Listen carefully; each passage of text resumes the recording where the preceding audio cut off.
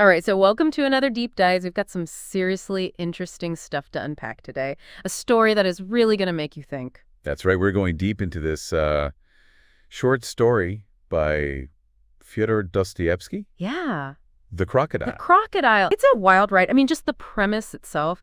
Petersburg, 1865. So we're in, a Tsarist Russia. Yeah, And we've got these three main characters right off the bat. Ivan Matveitch, who is this, cultured friend. a little pompous. Yeah, a little fool himself. His wife, Elena Ivanovna, and then this kind of unnamed narrator who's a close friend of the family. Right. Just kind of observing all this insanity. Exactly. And they decide, hey, let's go to this arcade and see a crocodile. Seems like a normal enough day out, right? Yeah, why not? See a crocodile. But things take a turn, a very strange turn. Yeah, so let's set the scene inside this arcade.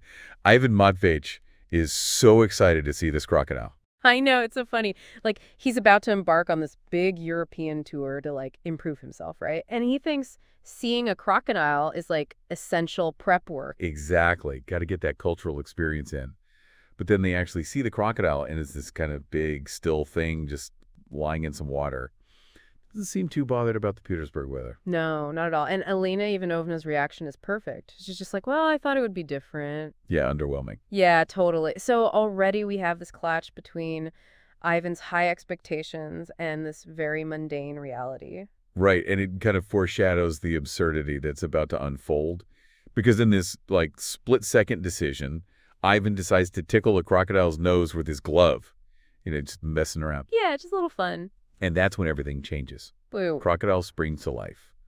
This sleepy resident of the Pharaoh's lands suddenly acts like a predator and swallows Ivan whole. I know the narrator's description of it all is so interesting. He's very detached, almost scientific. Like he's observing this bizarre event with this kind of cold curiosity. He even notes how the crocodile shifts Ivan around in its mouth to get him in feet first. Right, very matter of fact.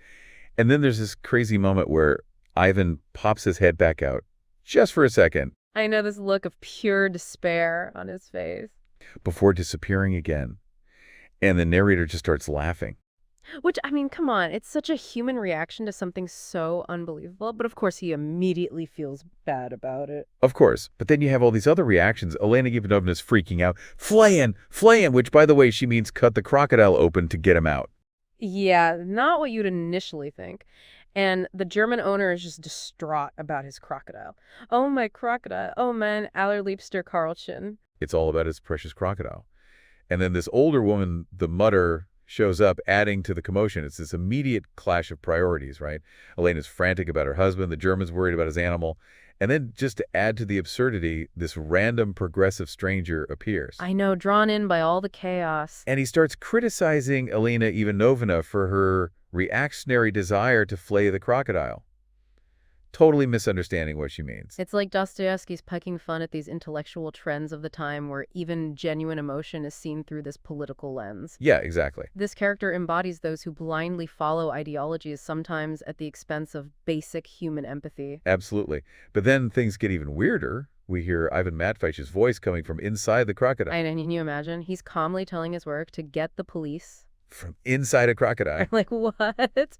But one of his main concerns, aside from, getting out, is what his superiors will think. Like, he was on approved leave for this trip. Even in this insane situation, he's worried about his job. It's like this subtle commentary on the importance of bureaucracy and social status. Totally. This fear of losing face or falling out of favor with the authorities. But this is where the story really dives into the social and economic commentary. Because now the German owner is thinking about money. Of course he is. He's worried about the loss of his crocodile and starts demanding compensation. And then we're introduced to Timotei Semyonix, this bureaucratic colleague the narrator goes to for help. And his response is mind-blowing. It's all about the principles of economics and private property. Like, a human life is secondary to these abstract concepts. Right. He's totally caught up in these ideas of attracting foreign capital and building a wealthy middle class, even while his friend is stuck inside a giant reptile. He even name-drops Ignatiy Prokofyevich, this other character who's like a poster boy for capitalist ideas. It makes you wonder if Dostoevsky is criticizing capitalism itself, or just how these economic ideas can distort our priorities. It's a great question. I think it's more about how these ideas can become so all-consuming that we lose sight of basic human decency.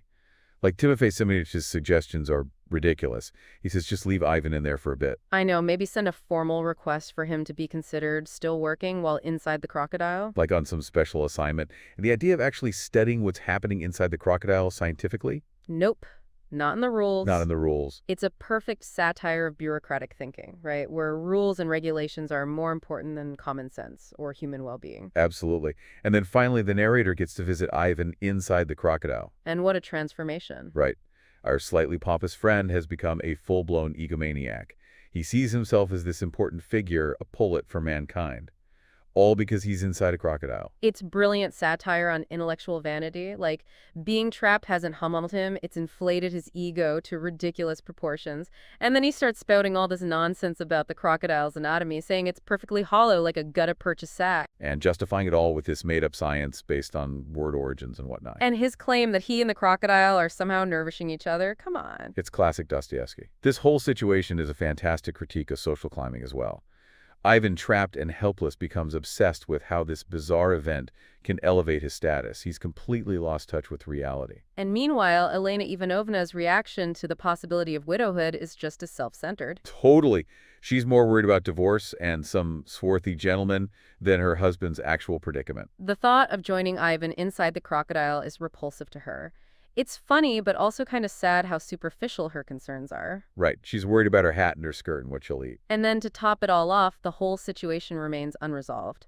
The German owner, after consulting with the mutter, demands this outrageous ransom, 50,000 rubles a house and the rank of colonel. Can you believe it? And Ivan from inside the crocodile agrees with the economic principle of it all. It's like the absurdity has reached peak levels. The story ends with the narrator's complete frustration. He's stuck in this ridiculous nightmare with no way out. It's a feeling I think we can all relate to sometimes, right? That sense of being overwhelmed by the irrationality and self-interest of the world. Definitely. So what we have here with the crocodile is a story with this outlandish premise, a man living inside a crocodile. Right. But Dostoevsky uses this absurdity to satirize so much. Bureaucratic thinking, intellectual vanity, social climbing, the dominance of economic principles over human concerns. It's all there. This story is a prime example of satire, using humor and exaggeration to expose the flaws in society and human behavior. Absolutely. And it raises some really interesting questions for our listeners. How does Dostoevsky use this bizarre scenario to critique the values and follies of his time? And are these issues still relevant today? Right. Do we see similar crocodile-like situations in our own world, where logic and human decency seem to get swallowed up by something bigger and more absurd? It's definitely something to think about. It is. We really encourage everyone to read The Crocodile for themselves. It's a wild ride. Yeah, you won't regret it. And thanks for joining us on another deep dive. See you next time.